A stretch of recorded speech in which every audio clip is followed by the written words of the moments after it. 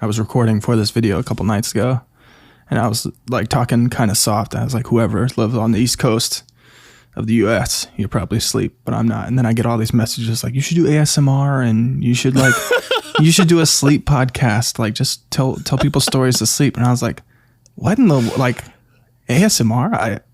No, that's not me. But yeah, I never would have narrated something in my life if it wasn't for this documentary. So that's kind of a funny aspect of like middle-aged women asking me to read them books to sleep. Hey, I don't know if that's going to happen. The money is, you know, maybe I'll become the next Travis Myers podcaster. Welcome to Film, where I talk really soft and talk about film. Man, I got chills. Usually, I've heard that you find your passion in strange ways, and this might be the next avenue for you, the ASMR. There's probably definitely something there. You know, if you started a Patreon, I bet it could be very lucrative for you. I'll fund my next short film with whispers. I'm already enjoying this. This is great. Here's some Post-it notes. Sorry, I was practicing my ASMR with some Post-it notes. Welcome to the Hometown Hollywood Podcast, where you can find advice, inspiration, and strategies for success from talented people that are making a name for themselves inside the film industry, but also outside of major film cities. Here's your host, Travis Myers. Hey, my name is Travis Myers, and this is the Hometown Hollywood Podcast. Today's guest is Justin Robinson, a writer and director in Charlotte, North Carolina. I don't know if I have ever or will meet anyone else quite like Justin. After watching and crying through his documentary, My Brother Jordan, which now has over 11 million views and is getting crazy attention all over the world, I started watching tons of his other sketches and short films, and I knew that I had to get him on the show. If you haven't seen the doc, I would recommend that you watch it as soon as possible. He has a crazy journey, and he's basically worked with all of my childhood filmmaking heroes through the years. If you need some motivation to work harder and be more intentional in life and in your film career, look no further than the soothing, metaphor-filled advice Justin gives in the show. Also, people often confuse him with the Colombian singer Maluma, so I thought this background music would be appropriate. In this interview, you'll learn about Justin's crazy work ethic and his sleep struggles, potential ventures in ASMR, working with YouTube legends like Jamie Costa, Olin Rogers, Brett Driver, and more, where to seek inspiration for great dialogue, how to make filmmaking personal, his strange first encounter with Ryan Conley and the Film Riot Gang, Josh Conley's untapped acting potential, Art the Fart, Matthew McConaughey in a desert writing cabin, and how he's handling all the well-deserved success of My Brother Jordan. Justin is a great guy. It was an honor to hear about his journey, and I learned a ton from this interview. I hope you enjoy the conversation as much as I did, so let's get right into the show. Justin, welcome to the show. It's a pleasure to have you on. Thanks for having me, man.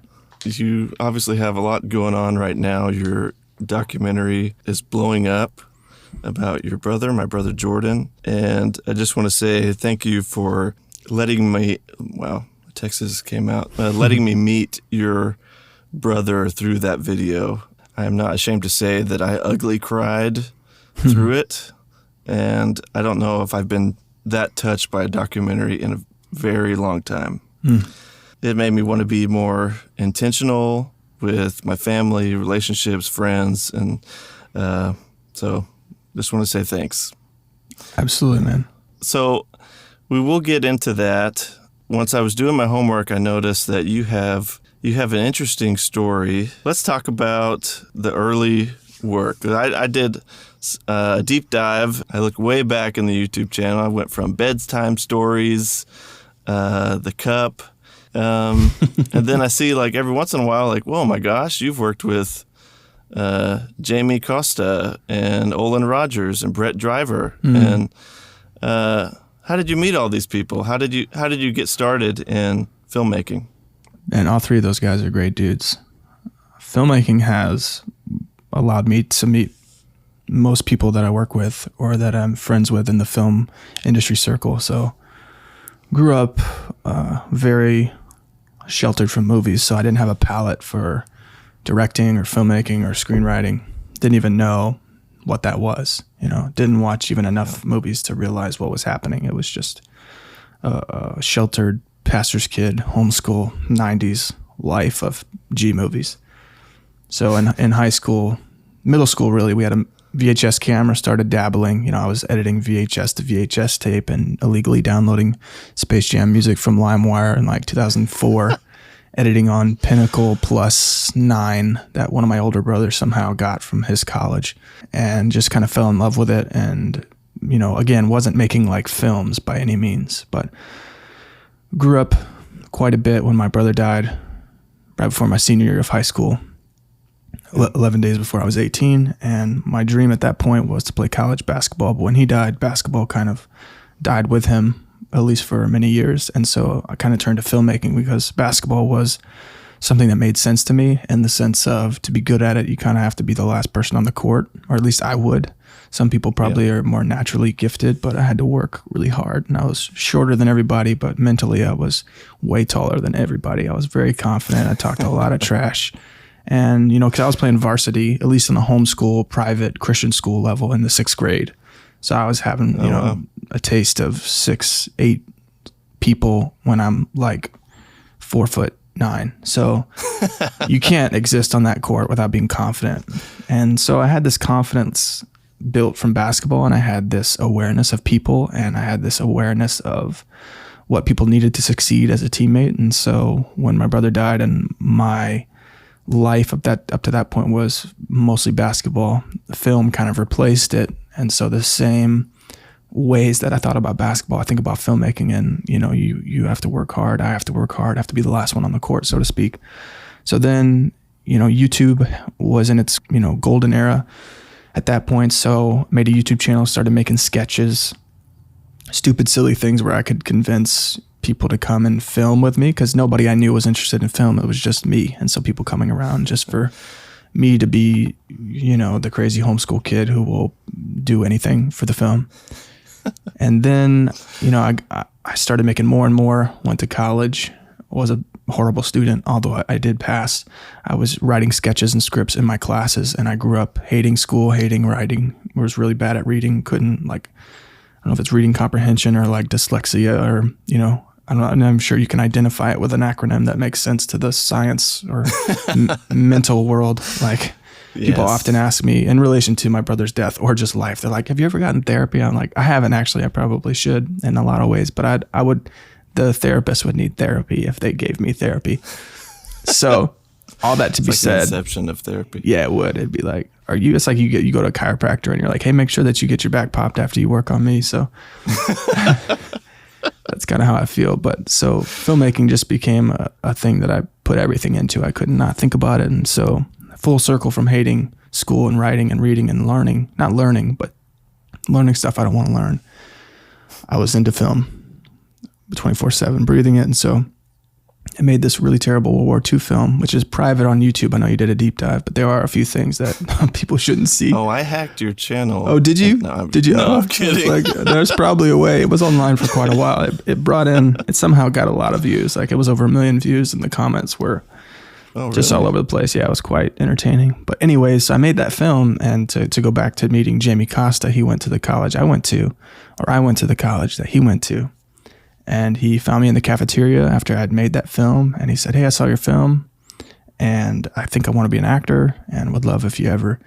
And we just hit it off, became friends. And then he was dabbling in impressions and kind of being known as the funny guy rather than an actor. Oh, my God. And we both hated school to the 10th degree. And so any laughter, any like, hey, can George Bush give me a call on the phone and tell me, you know, what my class assignment is instead of my teacher? Or can Johnny Depp or Jack Sparrow rather give me a call? And so we just kind of helped each other survive college. We both almost dropped out, but so he was so talented and hadn't had any content online. And I love comedy, although I don't make a lot of it at this point. We started making sketches, and I would write content for him, because it was so easy, because like him, although I'm not an impressionist or actor, I can think like whoever that character should think like. So we created this like original grandma character who smokes like 8 packs a day. And so it's easy to think of all the very un-G-rated things that she would think and say about. She's unfiltered. And so we made like 7 or 8 sketches in a summer, and then he was in most of the things I did. And then, gosh, how I met Olin Rogers was he was doing a web series on YouTube called Pop Rocket. Yes. This is like 2011. And an actor friend of his knew me through my stunt work. And Olin apparently posted a casting call, a stunt guy call, and this guy recommended me. Olin gave me a call and was like, "Are you ready to like sweat like you're in hell?" Because we were in Thomaston, Georgia in the summer. And he's like, I need to, like, he was basically double checking that I wasn't going to be a diva. And, you know, was happy to be there. So I said, yeah, let's go. And I went and worked on this thing in Thomaston, Georgia. And there was like, I don't know, 12 of us, but most of them were just like, I think glad to be there, but they were more like fanboys of Olin rather than crew members that could actually make films. And so I was I turned into the gaffer / you know, DP / all the things, and me and Olin just hit it off, and Brett Driver was there. So we of course hit it off, and I ended up slicing my arm, getting stitches. I had to go to the ER on that thing. My gosh. We were shooting at this really, you know, most indie filmmakers have shot at like an abandoned mill. This was like the worst abandoned mill you could shoot at. Like there was a stench, the air we breathed probably could have killed us. And so I was rigging some light, and I caught a window that was like a shark tooth, didn't even feel it. And then just blood was pouring out. So wow. But yeah, so I've been friends with Olin ever since. And then I shot a bunch of his sketches back in that same era. I drive up to Nashville and, you know, just help him shoot his insane stuff. And so we've been friends through the years, and same with Brett and Jamie to this day. And yeah, Jamie, I'll still request, like on my birthday, Jamie will give me a voicemail from this other character called Dad, who's like the dad who, you know, you never met, and he always asks his son for money, and he's always trying to steal from people. And it's a very, very funny thing, but that's kind of like a love language of ours is humor and writing good material. So all that to be said, that's where the YouTube era days led me to Vimeo and making not just sketches, but more serious, quote unquote, short films. And I'm on the path to hopefully write and direct feature films one day. That's the goal. That's the dream. And hopefully, you know, genre-less films to where I can do some funny stuff as well. Most of the stuff I do is pretty dark, heavier, serious, but I do love comedy too. But anyways, that's kind of the full circle of all those, the trio of those guys. Man, that's amazing. I know that Jamie Costa is really good at impressions and doing characters, but that grandma character I saw in your behind the scenes of number 14, you also do you do that character justice as well. Yeah, we did it together. We had acting class. It was a theater acting class, which I think helped us have an outlet for insanity, although we hated most of the material that we had to do. But we became really tight when we did. I don't know if it was like The Death of a Salesman or something where we were British. I can't remember. Anybody who's a theater person, sorry if I'm making a fool of myself, but it was something where either we chose or the material said that we were British, and we basically like just had fun with it. And like our acting teacher didn't even care that we were performing the scene, but we were just genuinely having fun. And that was like the truest acting experience I've ever had, where we were just truly reacting off of each other.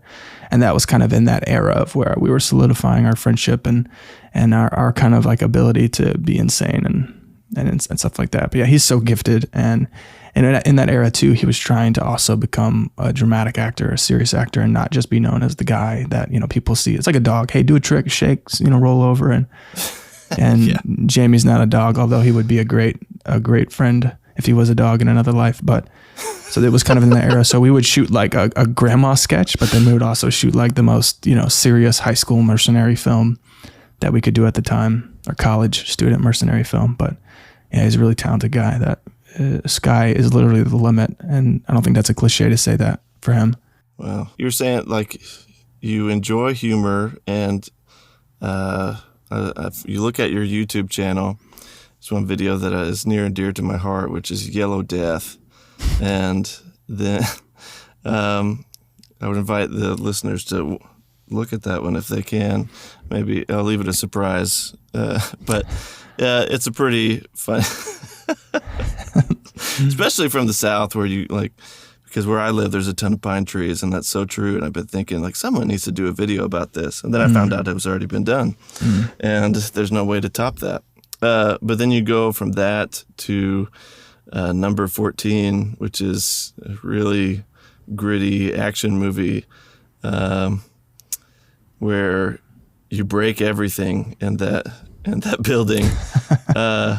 Where do you get your motivation, and where do you seek and find inspiration for your films? Oh man, I think Stephen King gave the best answer to that at like some event where he was like, if I knew that answer, I would go and camp out and get all of the ethereal stories and capture them. But for me, I don't know. I mean, I've just had somewhat of a peculiar life and bizarre in a lot of ways. And I've meet a lot of peculiar and bizarre people, heartfelt or not. And for me, ever since I was a little kid, I was just a sponge. Wherever I was, if it was church, a basketball game, I just indirectly understood people, and I could see insecurity, I could see confidence, I could see someone lying. And, you know, it wasn't someone where it was a super obvious lie. I just, for whatever reason, just the intuition of like a 6-year-old knew that a 45-year-old guy just lied to his wife at church. And you're like, for whatever reason, I just know that you lied. And like, you can't convince me that you didn't. And I'm not even a part of that conversation. It was just this weird, like, you know, backwards superpower that's like a blessing and a curse. So I was just a very intuitive kid who, I think in the culture of humanity, we only see the negative, or we only see the positive, or people who see the positive are fearful, terrified to see the negative, and people who see the negative are negative Nancy's, and they're, you know, they don't see the positive. And I think at an early age, I was able to see both equally. And granted, speaking about one or the other, the negative is usually harder hitting, you know, because if you're the pilot of that conversation, it's a soft landing to say good job. But if I have to tell you, hey man, you need to take a step back, just so you know, this is kind of what just happened that you didn't realize, that's a hard landing. You gotta fasten your seatbelt, especially for the world that we live in. We don't live in a world where we're honest most of the time. So I was this, to what most people would assume, a harsh, honest person, or I wasn't the kid who asked your parents, why this? Why did this happen? And they answer and go, well, why this? I just was quiet and intuitive to a degree. I mean, I was rambunctious as a kid, but mentally I was quiet. So when film came in my life, all of this intuition and experience and sponge kind of, you know, I squeezed it out, and it came out through films and through scripts. And so everything I write comes from, you know, very personal experience. For example, earlier this year, right before COVID, I was writing a script about a heavyset Baptist church pianist who wasn't very good at piano, but man, she played her heart out every Sunday. And it's like this dark comedy where there's this like political choir director, a lady who dyes her hair and wants to be 40 when she's 50. She fires this lady, the pianist named Betty, to get her beauty pageant granddaughter to take her place. So Betty, the church pianist, in a fuss, tries to poison the potluck on her way out. So it's this like small town 90s quirky thing that kind of goes all over the place. And there was a part of the film where, and I haven't made this yet, I've written the script, where I couldn't quite find the in. And it was a Sunday morning. This is right when COVID hit. This is like early March, I think, or at least where it started to be substantial where I live, where shutdowns and stuff. And so someone knocks on the door, and I get up and I'm like, oh, did someone knock on the door? It was like 9 a.m. on a Sunday morning. They knock again. I go to the door, swing open the door, aggressively so, kind of on accident, which terrifies these two middle-aged black guys that are in trench coats and like fedoras, like they're, you know, in Goodfellas in like 1940. But they almost look similar. Like they look like twin brothers, and they're just standing there. And I'm like, wow, did I just like walk into a Coen Brothers movie? What? And the guy, since I startled him by opening the door, he kind of like starts to talk and then pauses and then almost goes back to one, so to speak. And then like if a director calls action, he goes again and he's like, hi, my name is Kevin. And he goes through the spiel that he's like a Jehovah's Witness or something. I couldn't really understand. And I just was like, he asked me something like, where do people go in the afterlife or something like that? And I was super busy that morning. And often if it's a Mormon or whoever, I'll be interested enough just to hear what they have to say just because it's material. Well, for whatever reason, I was like, man, I'm not going to answer your question. Like, I'm not interested. And I never respond that way. And it kind of shocked him. And then I shut the door and I'm like, oh man, I just missed an opportunity to hear this great spiel or to get this great pamphlet. And not to belittle what they're doing or Jehovah's Witnesses or whoever, but I don't remember who they were. But all that to say, those two guys became a part of that film I was writing in a way that connected everything. So it's like everything that happens to me, as weird as people soliciting in an apartment where you're not allowed to on a Sunday morning, mind you, and who knocks twice. So I'm like, bro, you knocked twice, man. That's you're telling me things. Don't tell me things. So my life is kind of like that. You know, I'll be walking around and some random Native American guy will come sit down next to me at Moe's and then talk to me for 2 hours how he's an exorcist and he's almost killed people and whether half of it's true or it's he's on drugs. It's all great information. So the motivation is kind of inspired by just the crazy life experiences I have and how I can try to turn them into something, or also just the way that I view the world. I don't know. I mean, there's a lot in between, but my life presents me a lot of material, and my childhood has presented me a wealth of material for the rest of my film career. You know, if you make 10 movies, if you're lucky, or whatever it is, I could write all of what I've lived, and that would be enough. Granted, it would be a lot of films in like the 90s era and a genreless genre, but that's kind of, I don't have the greatest answer, but just if you were with me for like a weekend, you would meet some random people that you would never meet. And that's just kind of the way that I go, and I have that face. You're just I have a magnet for those people, I guess. I usually try to jot down these stories. So I think it's just, I'm a little crazy, so I attract the crazies, but that's the short answer to your question. I don't know. So write it down. I'm going to take notes, and that's a personal note for me. Write down the crazy experiences. Yeah, man, I have a Google Doc of just dialogue I hear in real life. And really? Yeah, it's all over the place. Even a second AC friend of mine, we were on a movie a couple weeks ago, and he grew up in Minnesota, and someone was like, oh yeah, the state of all the lakes, 10,000 lakes. And he's like, yeah, but actually I lived in the only county in Minnesota that didn't actually have a lake. So yes, there's 10,000. And so I was like, oh my God, that's genius. Like that tells me so much about that character. And so of course I write that down. So it's just stuff like that I keep my ears open, because when people say things, it's something I wouldn't have said. And as a writer, I want to write things that I wouldn't say. So it's a practice in being in tune with the world, and actually the world speaks really good dialogue. So if anyone likes the dialogue, most of it I've heard in real life. So one thing I wanted to talk about is the dialogue in your films, and going from your older videos to now, I think that's one thing I can really see shine is the dialogue and how real and off the wall it can be. One of my favorite lines in what was the film? Snowbirds. You can't fix it. It's orange. Yeah. I didn't actually. I wrote it in the moment. It wasn't in the script. It was just improv. Really? Yeah. I grew up mainly in Florida for my middle school, high school, and then I moved to South Carolina. And at that point in my life, I had not experienced pollen. And so that's where Yellow Death came from, which is a sketch about pollen, because it turned me into like a zombie from The Walking Dead, truly like bloodshot, yellow eyes, truly yellow, like something I had never experienced, to where, you know, I wanted to rip my eyes out and snot and itchy. And it was just like, who wants to live here? This is the worst thing ever. So I made a sketch called Yellow Death. But yes, Snowbirds was something where also when I moved to South Carolina, the age group I was in and my brother were in was like high school and college guys in Clemson and South Carolina. Everyone kind of dressed the same. They wore like really short Docker khaki shorts. They'd wear like the boat Sperry shoes and like a Costa. I don't know what the hat that doesn't have the top on it. It's just the bill.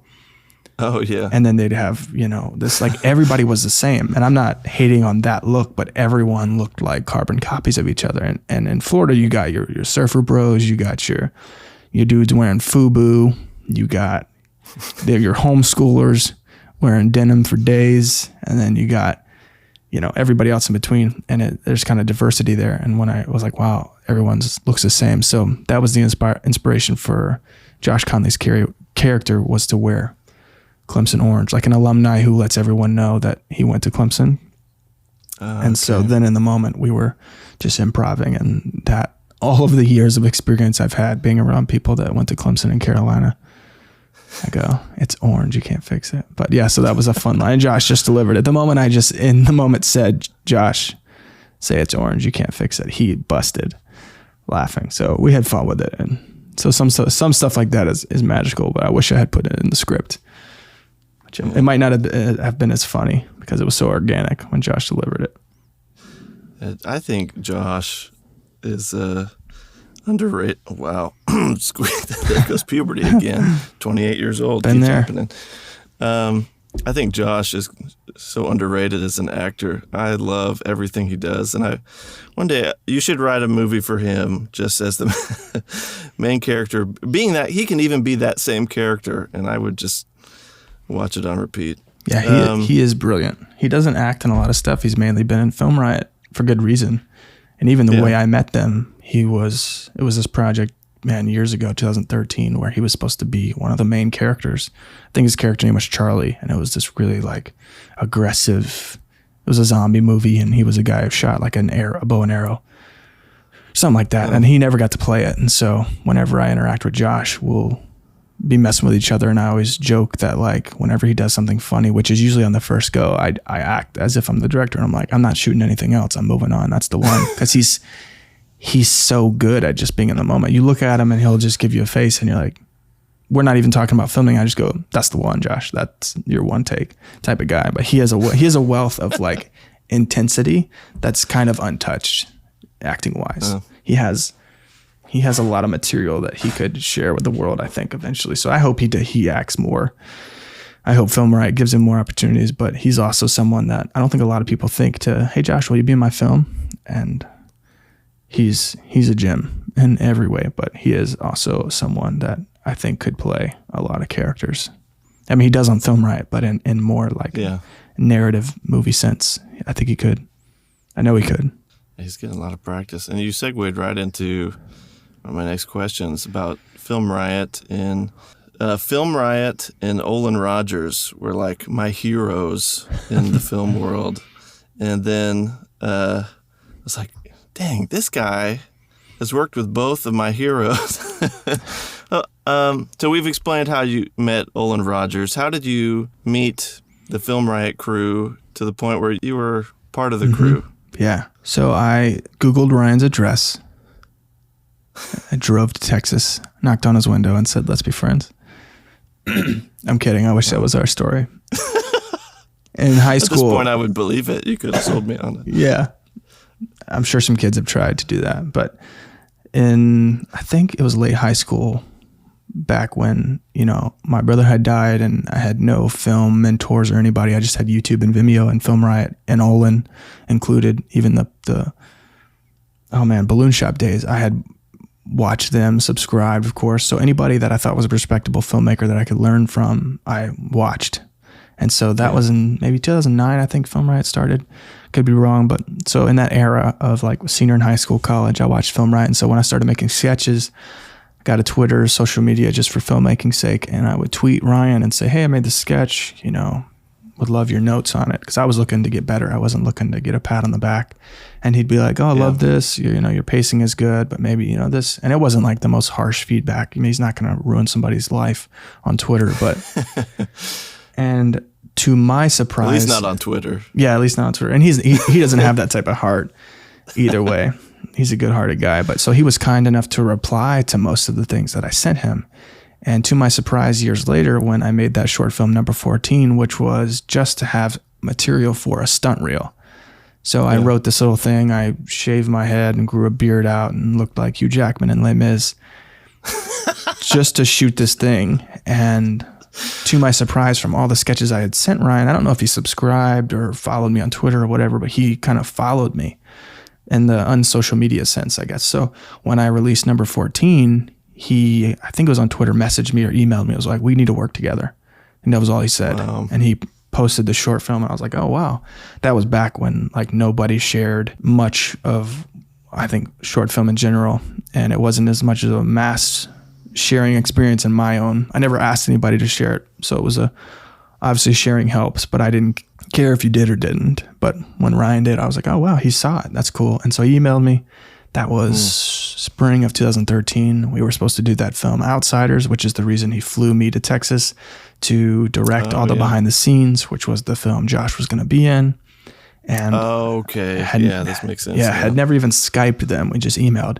He flew me to Texas. I land. Ryan picks me up, and he just has a look on his face, and he's like, "What's the worst news you think I could tell you?" And relating to his film, and I'm like, "Oh man, you lost your location. It's like a one location movie." He's like, "Now worse." I was like, "Did your actors fall through?" He's like, "Worse." I was like, "Money?" He's like, "Yeah." So money didn't come through.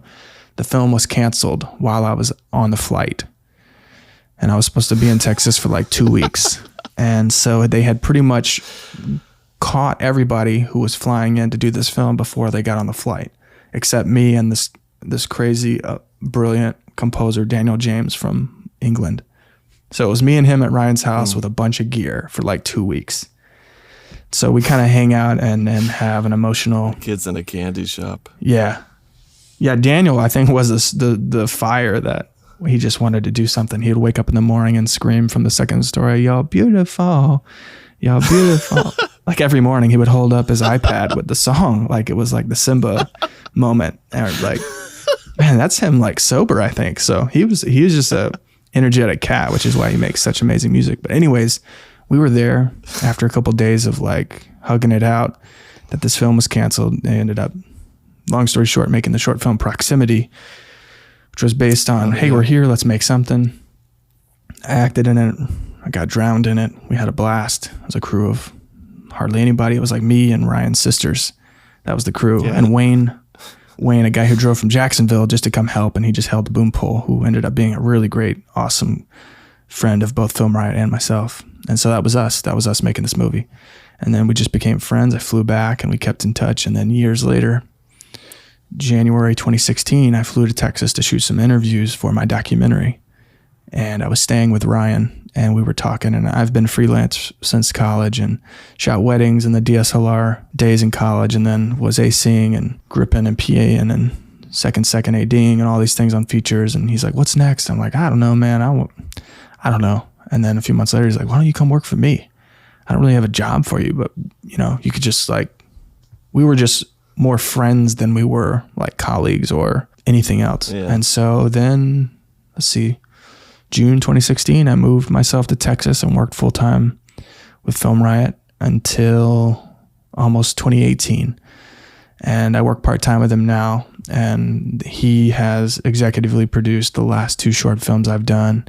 And of course, Josh was in the last short film I did. So we text almost daily. We've been amazing friends. And I said in the BTS of one of the last short films I made that if we didn't make films, we would still be friends. And so we're both, all three, just have a level of insanity that, I think is the reason the friendship works as well as it does. But it started for me as a fan of Film Riot and someone who was also trying to figure it out and who was also busting their butt to try and figure it out and just making stuff. So I respected them. And I think there was a mutual respect that there was less talk about doing something and just doing it. A lot of people are like to talk about it instead of just being about it. And yeah, I think we both connected on that level. So that resulted in us all working in an office in Texas. And so that's all that matters right now. That's amazing. You talked a little bit about that, or about this next topic. Do you ever stop? From what I hear on the documentary and just seeing on your social media, like, hey, I'm up at 2 or 3 o'clock in the morning editing, and I've been editing this documentary for the past few months, just nonstop. What motivates you to just keep going like that? Because it seems like you just keep working, and I'm not sure how much you actually sleep. I don't sleep enough. I know that. I don't have any major health issues, so I have chronic back pain and migraines, so I guess I do have some health issues, but I don't sleep a lot, and I've not usually out of intentionality. I can't, and so I don't find the time valuable to sit on my back in the dark because it's really my mind. I actually I went to a sleep doctor a few months ago just to see, but you can probably ask my wife if you ever meet her about what it's like. But yeah, I don't stop well. I don't rest well. to a degree. I don't think an unhealthy degree. I just am naturally, I don't need a lot of sleep, and I'm naturally kind of energetic. But, I just turned 30 this year. So there are times where like occasionally my body will shut down and it'll be like 6 p.m. or 3 p.m. where like I have control of my mind and my body like a normal human being. But then sometimes you're like, oh, there's something else. Like somebody, it's the Office episode where like Pam pulls Michael Scott's batteries out just to get him to shut up. Like she jokingly goes behind him and is like, oh, I took your bat. It's kind of like that. So occasionally I shut down, but normally I go pretty hard. I don't stay up as late as I used to. Like in college, I'd rock like 3 hours of sleep. I need like 4. Oh my gosh. 4.5, maybe 5 to like exist well. Occasionally I do a Red Bull on features just because the grind of a feature is tough, and often the dialogue will put you to sleep when you're working on movies that aren't so great. So that makes it more difficult when you rock no sleep and then you're sitting there like, oh my God, it physically hurt. I got a rash from how bad this movie is, but I'm physically reacting to this experience. But you sit there and try to learn and again see both sides. I'm trying to be better about it just because I'm a husband, and I usually, she works a full-time job, so if I'm home working, I'll work usually until she gets home, and then we hang for a few hours, and depending on what she wants to do, I'll go back to it or whatever. But there are certain days or like phases where if I'm writing a feature, my laptop doesn't turn off until I finish the feature. So it's like extra motivation to continue instead of, I don't know. And normally I try to write pretty quick. When I'm in it, I'm in it. So I try not to mess around when I'm working, I'm not dabbling. And so when I don't know. I'm figuring it out. The structure of my writing I've created to where I go like month to month. So let's say November, I'm going to work on this feature idea about this. And my goal is to get it to an outline phase, or say it's a short film, I'm going to get it to some sort of draft, first, third, fifth draft, to where when December comes, I don't touch it anymore. I go to the next thing. So then I go in the research phase of the next thing, so that by April of next year, I have, whatever the math is, 5 things, 4 things, 6 things that are readable, instead of just these ethereal, invisible ideas of like, yeah, I got this sci-fi idea and I got this fantasy idea. And then you're like, okay, cool. But like, have you written it? And you're like, I mean, in my head. So I'm not trying to be that type of writer. I'm trying to be someone who, it's literally behind me on the shelf. It's physical. It's, I have the evidence of this crime that I've done. So I've tried to create a way for my brain to work. Everyone is different, so everyone has different ways. Some people like Google Chrome. Some people like Internet Explorer, Safari, whatever it is. Some people like Facebook, Instagram. I'm trying to figure out where to exist and put my crazy sleepless brain into something that can bring something to fruition in the best way as quick as possible and without, wasting time. So I'm still learning. If I was wealthy, I would take more like writing trips and just disappear. I was listening to a podcast with Matthew McConaughey, who just wrote a memoir that released in October. That sounds super interesting just because he's a guy that I think also has crazy life experience and just decided to write about it. And what he did was like had all these stories for years. And I think it was during quarantine, if I'm correct, that he had talked to his wife about it and she was like, you know what to do. So he basically went to wherever the desert is and just like got a, Wi-Fi-less cabin and wrote for like 12 days at a time. And he would go back every couple months.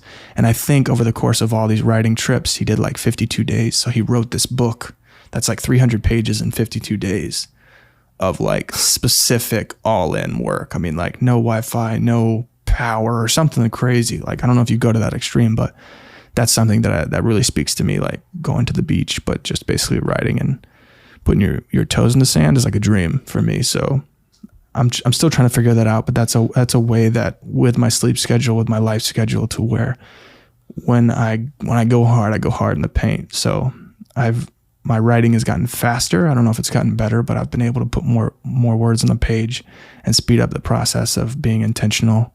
Just again, because, we have only one life, and I'm not saying like, oh my God, write your scripts because you're going to die tomorrow. But I think a lot of people, that might be true for some people, but people just live at least I've seen so many people live so passively and creatively passive to where they'll sacrifice their creative dreams to watch a bunch of B-level shows on Netflix. And I'm not saying you shouldn't veg out on Netflix every once in a while. I just think it's the same way. Like, you really want to be good at something, then you're going to have to sacrifice maybe watching as many things as you do to make things instead of always watching. And I know that's a balance, and I'm not guilt tripping anybody. I'm just speaking more to myself to figure out what kind of sacrifice do you want to make? Do you go out on Saturday night with your friends to go to a restaurant and have a conversation that might not go anywhere? Or do you I don't know. I didn't grow up dating a lot, and I didn't grow up in the world of like online dating. So I picture a lot of people my age, figuring that out. And for me, I wasn't very interested in that. So I had friends, but especially when I work on features, I'm not interested to go out after the movie. We've just had 12 hours together. I'm happy about that,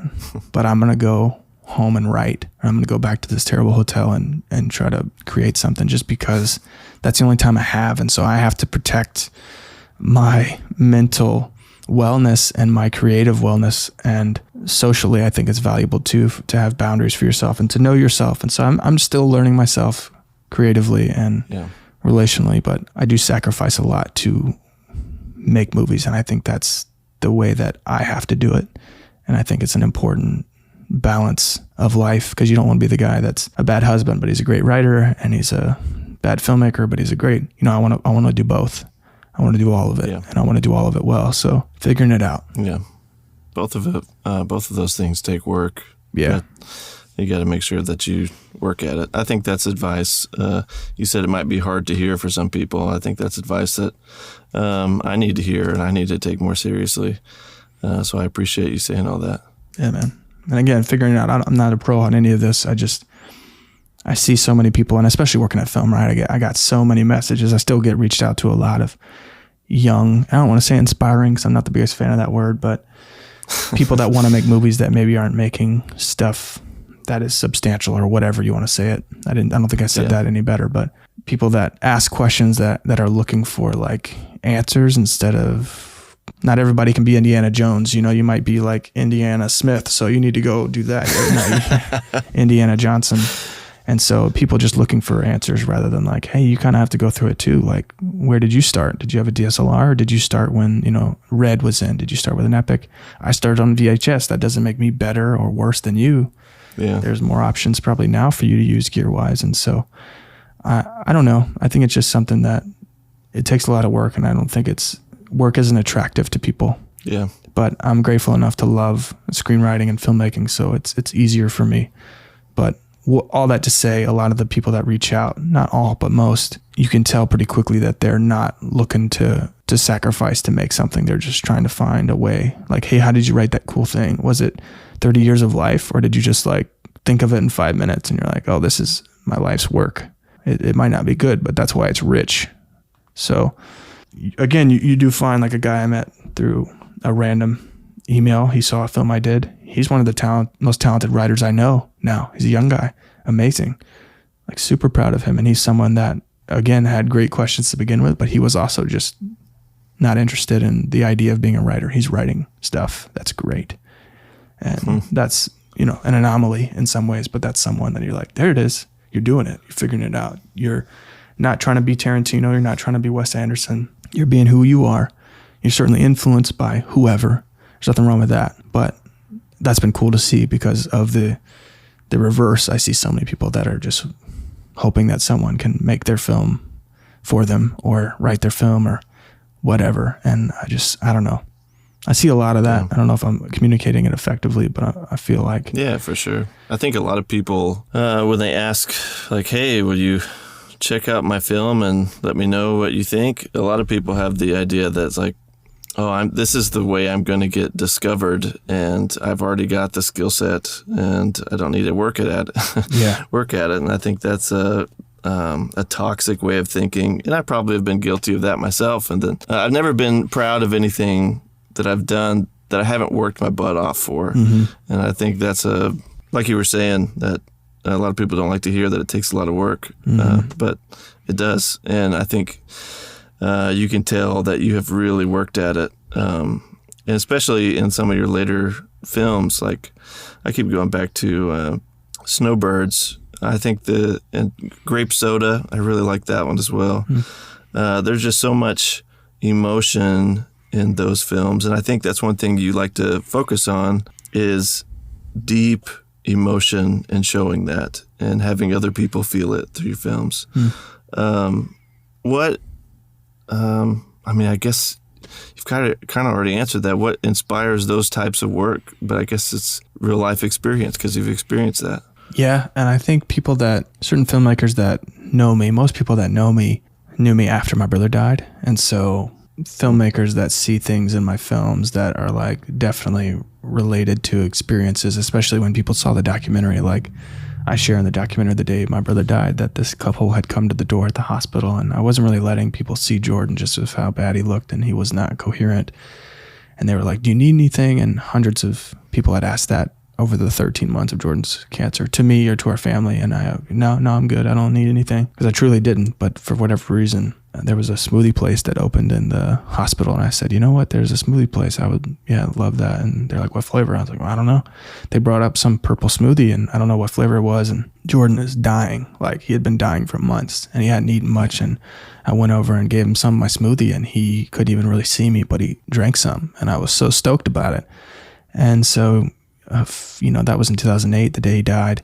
Made a short film summer of 2014 called Grape Soda, and it's about this connection this father had with a daughter over grape soda, and the daughter ends up passing away via cancer, and so the ripple effect through the marriage kind of affects their distance between each other. So it's kind of about a man and a wife post-death of their young child. And one of my friends was like, oh, is it purple because of the smoothie? And you're like, yeah. So it's come from a real thing. I didn't make that connection, but it comes full circle. Yeah. So it's stuff like that that's very real to me. Like, I think a father and daughter it could be hot dogs. It could be going to a Cubs game. It could be playing with Legos. It could be anything. So for a screenwriting question, that's what makes the connection to me. And so in that short film, something as small as like in every frame, there's something pink or purple that is from his daughter, or in reference to his daughter. So every frame, there's something of reference. And so that's the connection, was the purple smoothie. Because again, I don't know what flavor it was. I don't remember what it tasted like, but it was rich in purple. And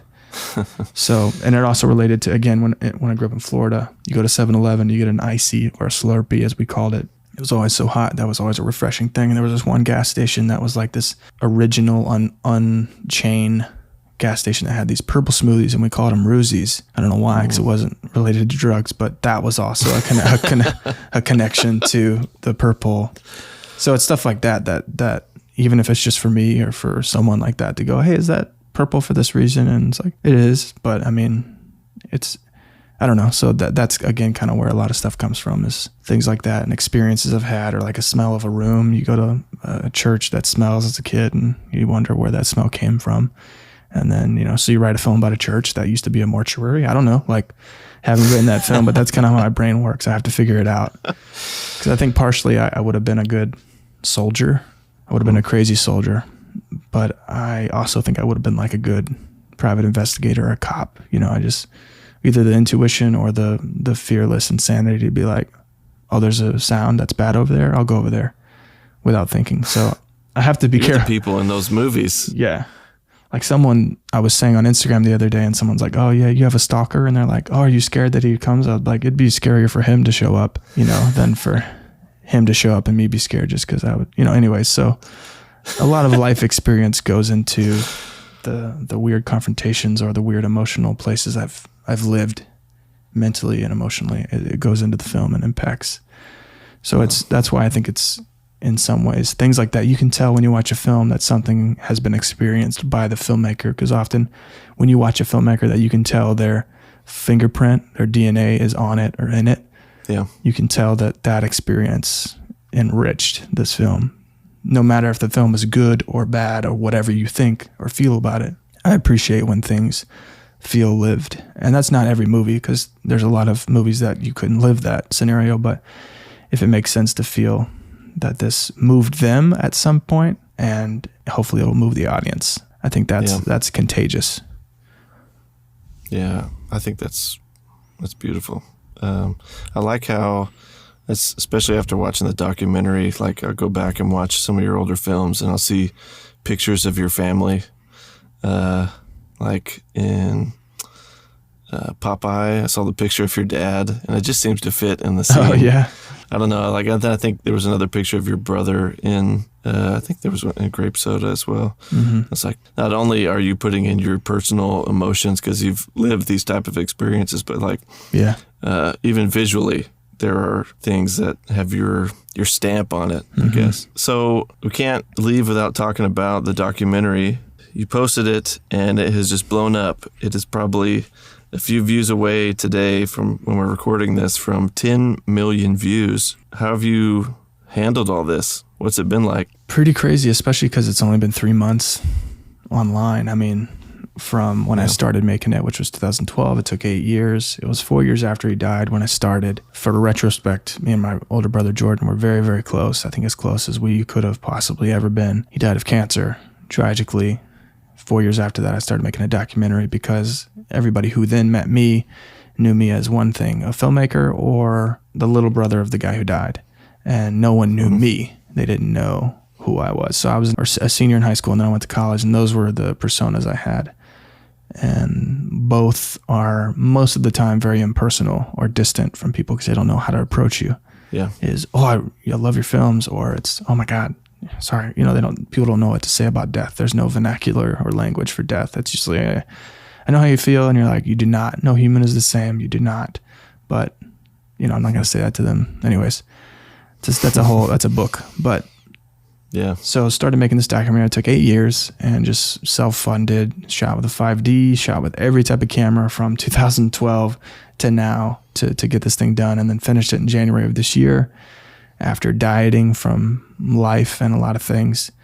And then, of course, COVID hit. And so my only dream was to screen it for friends in person and to travel to Florida and all these places we live to kind of get to the chance to remember together and to see people and to kind of prove to people that it was as good as they remembered. Because a lot of things, people die and people, oh, well, they were a great person when they're probably not the greatest person. And Jordan was not that way. It was stamped. The truth was the truth then, just as potent as it is now. So then I didn't know what to do with it. And so I was sending it to colleagues and friends saying, what are your notes? And if there's any service abilities or connections you have, feel free to pass them along. So there was a few options, but I don't have an agent or a manager or someone to sell the doc. So a couple things led to, a couple conversations and phone calls with people that were like, it's really it's good. I just don't think it's, universal enough. And I don't, it's just, it's so personal. And I just, not pitying me or pitying the film, but just kind of like, I knew what it was because I had, almost 18 years of my life I'd spent with Jordan. So I knew what value he held with the people that graced his presence. And not to say he was some superstar. He was just a quiet, shy, bashful, super kind-hearted dude who would be the best teammate, the best worker, the most, the person you can count on. All the things that you could fill with the English language that don't do it justice. Yeah. I made a film about that. So then when those conversations didn't lead to anything, I thought, I'm just going to put it on Vimeo, my personal Vimeo on YouTube for free, because I want it to be as accessible as possible. And I don't have ads, or my YouTube channel is not monetized, so it shouldn't pause your experience. You should be able to watch it. It's an hour and 3 minutes. And, so I uploaded it on the 12-year anniversary of Jordan's death. And, of course, a lot of people that knew me, knew him, and knew of this film's existence was anticipating it. So after like 2 weeks, it had around 20,000 views. And, I was getting messages every day all over the place. And it was being shared more than anything I'd ever made. And I thought, wow, this is probably like everyone I know that shared it. Yeah. How crazy. 20,000 views for something this fast. Wow, that's amazing. And then it somehow got in the YouTube algorithm, which I don't know or understand or know anyone at YouTube, because in retrospect as well, I reached out to Vimeo because a short film I made, Grape Soda, years ago, got a staff pick on Vimeo. And when you get a staff pick, they email you and say, hey, here's this specific email that whenever you have work, send it to us first, and they'll decide if it's a staff pick. Well, they've never decided anything I've made since then, and I sent them the doc. And I know they don't do like hour-long things, but they were like, no, it's really good, but no. And so it was kind of weird to I expected a no, but I'm like, you can't deny that this is made with heart. You can feel whatever, but this is palpable. I know this. Well, shame on them, dadgummit. I can't say I have hard feelings, but it was like, it was that kind of closing of the door. I would have hard feelings. Of the door. I was more like, really? Like you can't, you know, but that's also like a political realm, I think, the staff pick stuff. So I think people know each other. Anyways, that was kind of the process of people just shutting the door saying no, or not giving me a direct no, just kind of being like, oh, okay, gotcha. So then when it went on the YouTube algorithm and started blowing up, I was like, oh man, it just got like 50,000 views today. And I had not experienced that. And funny enough, we talked about Olin earlier. He started texting me and he's like, dude, this is going to hit 2 million views. And this is really early on. And I was like, really? Wow. You think so? And he's like, dude, this has the legs to do 2 million easy. So he kind of kept up. And of course, Film Riot's done a lot of YouTube stuff. And a friend of mine, Sam Wickert, who's a really talented VFX wizard, director. He's done some YouTube videos, 5 different videos called Chalk Warfare. And I've been able to be in all of them. And they're these crazy, viral, fun, action little films. And that one was uploaded a few months prior. And that has 20 million views at the moment. But the other videos they've done in the past have like 50 million. Wow. Everything they've ever done blows up. Funny enough, also, Full Circle Brett Driver's in the last one that we did, Chalk Warfare 4. And so he's texting me and they're like, dude, this is crazy. And I'm just kind of like riding the ride, you know, I'm just holding the reins, just trying to hold on. And Olin was like, I've never seen something catch on 2 weeks into its existence and go this big. Wow. And so I was blown away with 1 million, 2 million, and then it was doing like 500,000 views a day. So in two days, it'd be another million. And it was like, oh my gosh. And so I had kind of, you know, I'm not a marketing person, but I'm just one guy. And I made some marketing materials, screen grabs and stuff that as a fellow filmmaker, I would want to see, because that's the only thing I write and I make. I want to see this movie. I'm not trying to make some movie that someone might like. I want to see it. And that's how I made the documentary. And that's how I made some marketing stuff. But I made enough for like a month's worth. It was not nearly enough. And so it just started blowing up and millions of views. And social media was kind of going kind of crazy. And, you know, I've been grateful enough to do a few podcasts and talk about the doc or filmmaking or whatever. And now it's about to hit 10 million at any time. So I did a 10-minute recap video that I'll upload whenever it does hit, kind of talking about this 3-month journey of things that have happened. You know, like it went viral on TikTok and I had no prior experience with TikTok. So I never would have seen it's a like strange animal of a social media. Dude, it is an army of people. It's basically what went viral is the hashtag #MyBrotherJordan. A bunch of like mainly high school girls all over the world started doing reaction videos, basically filming themselves crying, watching it. And then of course, some of those people who were doing it, I don't know who did it first, were very popular or verified or whatever. They got the blue check of humanity. And so then of course that became a fad or something. A lot of people started doing it. And so I made a TikTok to make a video saying thank you. So that became a part of this video, this experience. And it's kind of been crazy. But I think just because of COVID and because of the hard year it was for a lot of people, indirectly, people not seeing it in a public theater or on a streaming service, them getting to watch it in the privacy of their home and feel what they need to feel without being in the public eye of being worried if someone's watching them, but also people being available to watch it and being at home in quarantine or whatever has been a value to get the film seen. And so it was kind of an indirect thing of where the world just kind of needed to cry, because certainly wasn't a locally viewed film. It's been, you know, I'm getting messages from every country in the world every day. And, you know, of course it's biggest in the US, but that's been something that's just been like, wow, very, very, very blown away. So I have no idea where it's going to go. I mean, it's gotten almost 10 million in 3 months. And, you know, I feel kind of empty marketing wise of like, I don't know what else more. I gladly will talk about my brother, but, you know, I think people keep asking about the like secret sauce and you're like, oh, well, I mean, it just took me 8 years because I was trying to have a life and say no to everything. That was the majority of my time at Film Riot, was working on the documentary day and night and then going into work, coming home and banging my head on 450 hours of footage, trying to put it together by myself in this roach-filled apartment. So that's like my memory of Texas, is just hours and hours of editing and killing roaches in the middle of the night. But yeah, so it's been an experience. So, but I'm happy people are seeing it and people are very receptive. And I think it's been encouraging to see people grow in empathy and, you know, films have the power to do that. Of course, they can grab you wherever you are and make you feel something you weren't prepared to feel. But I think people also doing that, but also I think being willing is a big part of that. Mm-hmm. And it's like being an actor, you might not be able to get there, but if you're willing, it's going to at least help. If you're not willing, it might be harder to get to that emotional place. So I think the world has been willing in a lot of ways. There's still a lot of, hate comments, but compared to the views, it's very little in comparison to what you would normally see on something with that many views. So it's been really, wild. That's all I can say, I guess. I think what's also is impressive is that, like, there's videos on YouTube that get millions of views, but they're not all documentaries that are an hour long. They're like 5-minute videos. People are investing in this video. They're investing their time, and it's capturing their attention for an hour long. We know that people's attention spans are getting less and less every year. I've heard a goldfish has a longer attention span than a human being. Oh, wow. Shout out to the goldfish. You want to watch the doc?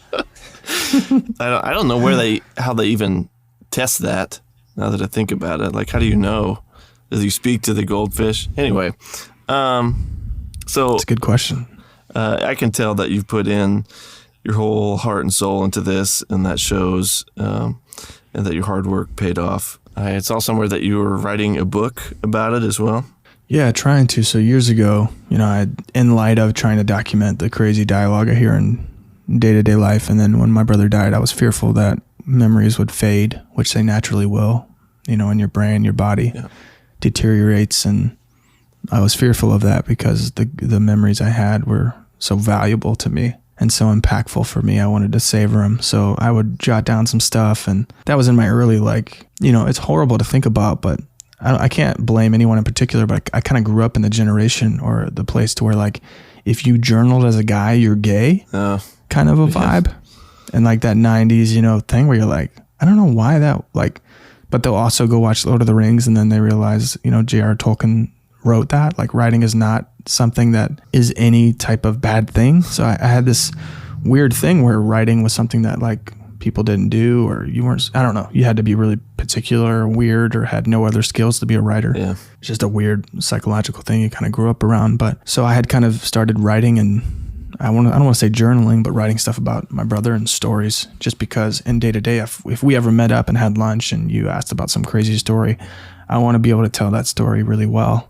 And writing was a way to practice telling stories, getting the words from my brain to the paper, or the brain to my lips. And I started writing a book and shelved it to make this documentary because it was just too time consuming. And I think that the time away was valuable to grow as a writer. And so I've come back to it, and just as another things. I know a lot of people are like, oh man, you made an hour-long documentary. Why would you tell that story again? And I wouldn't say I'm telling that story again. Also, I'm a storyteller, and that's a story I have to tell. So you can mind your own business, but or like a script, read it or don't. Yeah, you totally don't have to be there if you don't want to. The script will speak for itself. But all that to say, I'm revisiting it, and something that I think there's value in it, and there's so much that I couldn't put in the documentary for time. And also about my own life, and also how we were forged, and how the perfection of our relationship was made and kept, I think is really important. And then also just funny stories. There's just funny stories, like we grew up playing street hockey in Louisiana, and this neighbor across our street, there was the car parked in the garage. You never saw the car outside. There was no lights on. You never knew if anybody lived there. But if the puck or our ball went into this driveway, it was like the Sandlot, where the ball goes over the fence and there's a dog or there's a monster. Yes, Hercules. And so we all, when the ball would go over there, everyone would stop and who's going to go get it?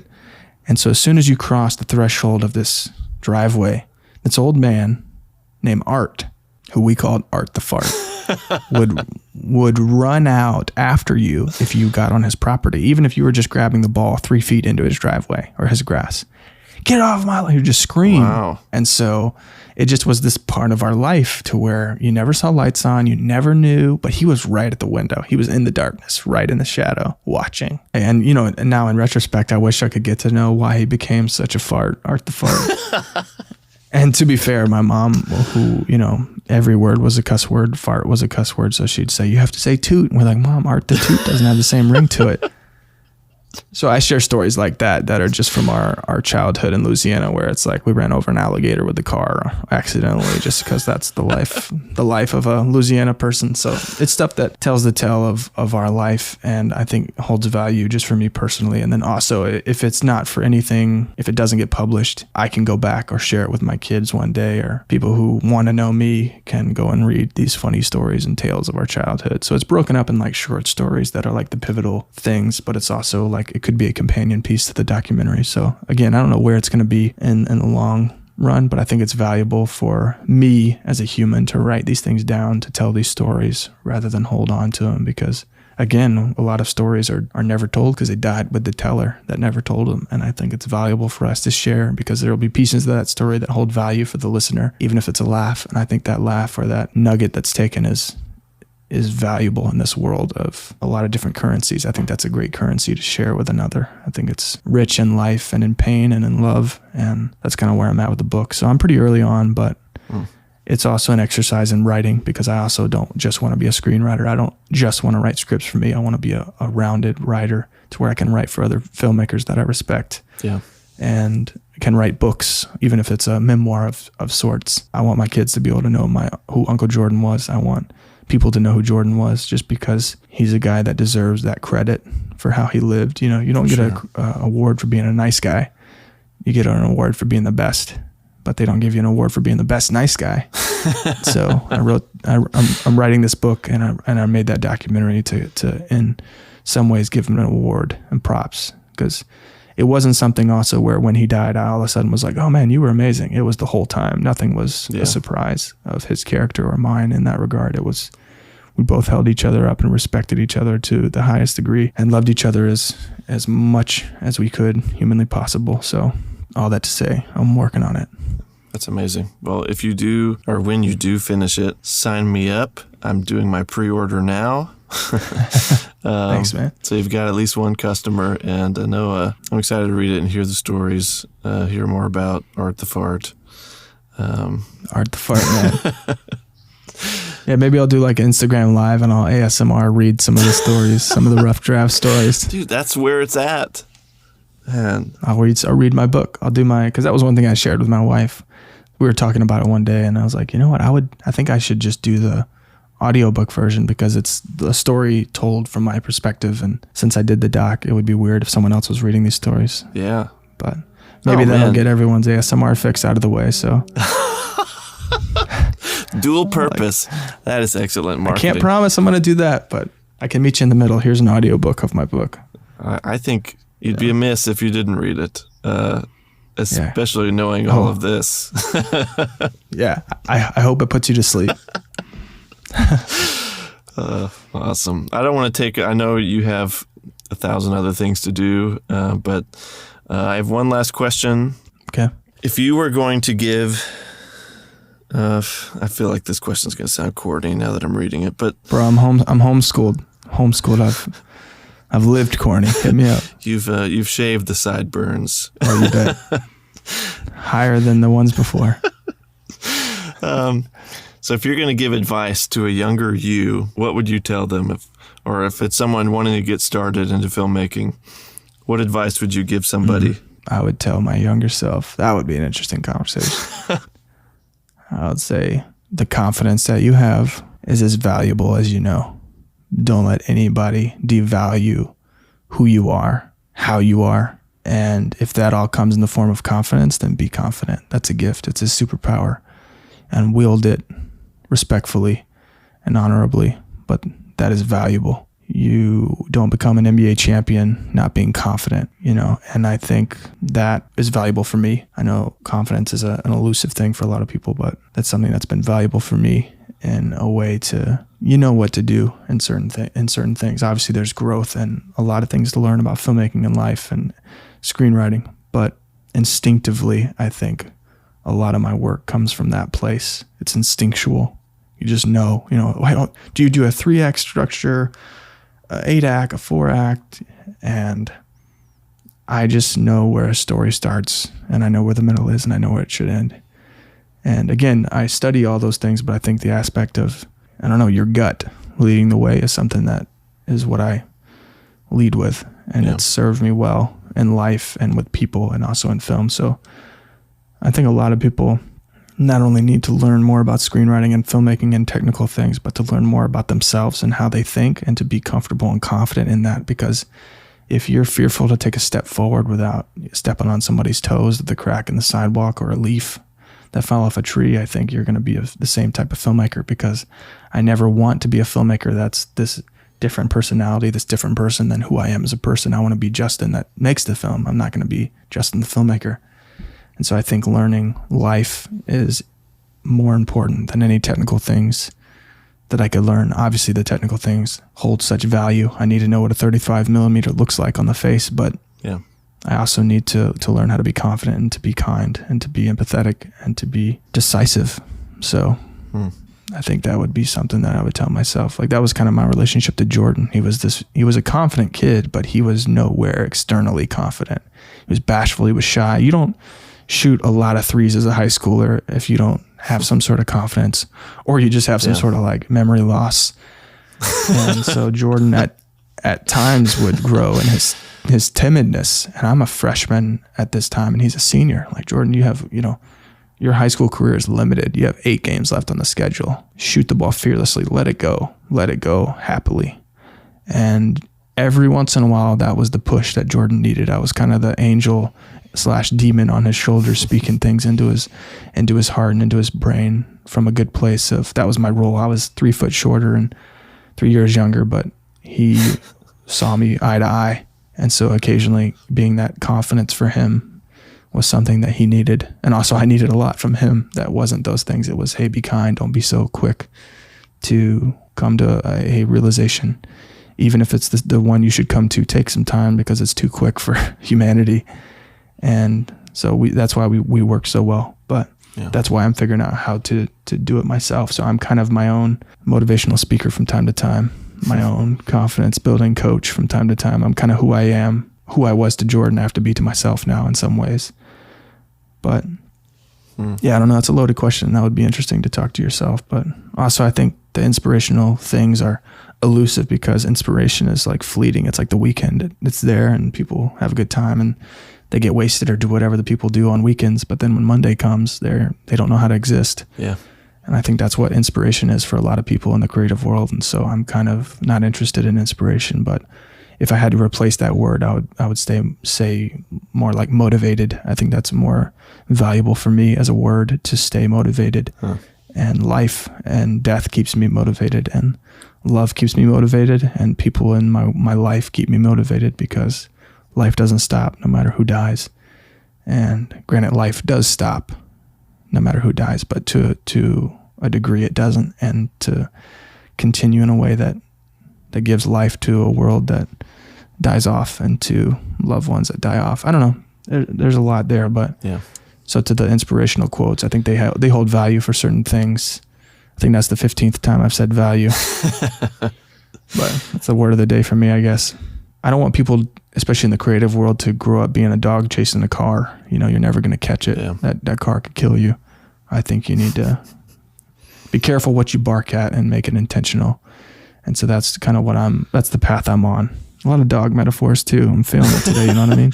Bark, bark. Jamie Costa be the best dog you could have. Don't know what kind of dog you would be, but be a funny dog. All right. Well, I don't want to take up more of your time, but I've really enjoyed having you on the show, and thanks for being here, man.